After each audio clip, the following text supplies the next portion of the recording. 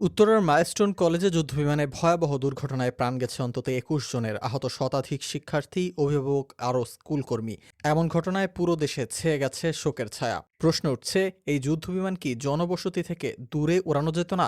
বাংলাদেশ বিমান বাহিনীর নিয়মিত প্রশিক্ষণ কেন জনবহুল এলাকায়? বিশেষজ্ঞরা বলছেন, উন্নত দেশগুলোতে প্রশিক্ষণের জন্য থাকে নির্দিষ্ট জায়গা, যেমন আমেরিকার প্রশিক্ষণ হয় মরুভূমির মতো ফাঁকা জায়গায়, যেখানে দুর্ঘটনা হলেও কেউ মারা যায় না।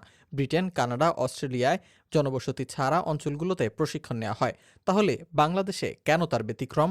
অবসরপ্রাপ্ত বিমান কর্মকর্তারা বলছেন, প্রশিক্ষণ দরকার, কিন্তু তা যেন মানুষের জীবনের ঝুঁকি না বাড়ায়। আজকের দুর্ঘটনা আমাদের চোখ খুলে দিয়েছে। হয়তো এখন সময় এসেছে প্রশিক্ষণের পদ্ধতি বদলানোর। এ ধরনের দুর্ঘটনা এড়ানোর ক্ষেত্রে বেশ কিছু পদক্ষেপ নেওয়া যেতে পারে, যেমন জনবসতি এড়িয়ে বিমান ওড়ানো, কম লোকের এলাকায় ফ্লাইট জোন তৈরি, কম্পিউটার সিমুলেটরে অনুশীলন বাড়ানো আর সুরক্ষিত নিয়ম মেনে ট্রেনিং করা। সরকার বলছে দ্রুত তদন্তের কথা, কিন্তু শুধু দুর্ঘটনার কারণ খুঁজলেই হবে না, চাই ভবিষ্যতের জন্য সঠিক সিদ্ধান্ত, যথাযথ ব্যবস্থা নেওয়া।